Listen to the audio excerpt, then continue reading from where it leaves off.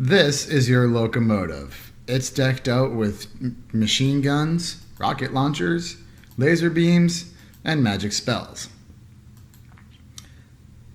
The devil's had it up to here with your shenanigans, so he's put a bounty out on your engine. The underworld's toughest and meanest demons are all looking to cash in. Question is, how long can you survive through Hell on Rails? Hell on Rails is primarily an arcade Rails shooter, but it'll bring in elements of tower defense, endless runner, and roguelike games. There is no finish line in Hell on Rails. Instead, players will attempt to escort the train as far as possible before enemies derail it. Players will vie to surpass not just their personal best, but the world's best. To achieve these goals, players will need to defeat wave after wave of demonic forces. Players begin with their trusty hand cannon.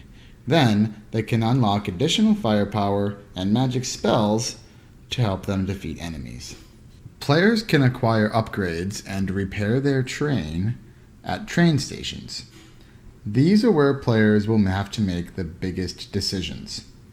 Players will only have a few seconds to decide how they want to spend their precious upgrade tokens. Despite the player's best efforts, the demonic forces will eventually overwhelm and derail the train. But the player's progress from that run is not all lost. Upon beginning the next game, players can choose one of 3 randomly selected upgrades from the previous attempt to bring with them on their next run through Hell.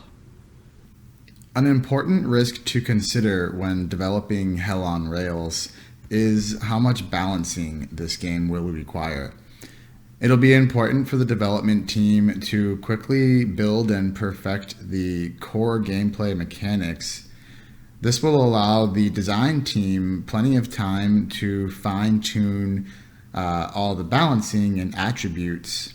And this is because we want the game to get harder as players go on, but it's also an endless game, so we want it to get very hard for players as they continue and progress deeper into the game. However, we don't want the game to get so difficult that it is impossible to make it to the next train station. Highly skilled players who make the right decisions should be able to theoretically go on a truly endless run. The singular input of Hell on Rails makes it an ideal candidate for the mobile market. However, the design team may have little to no experience in developing a game for a cell phone. I have attempted to convert a Unity game to a mobile device, and there are certainly challenges in scripting and obstacles that we are going to run into as we attempt to convert Hell on Rails into an iOS or Android application. This concludes my presentation. I hope you've enjoyed the pitch for Hell on Rails, an endless runner with a demonic twist.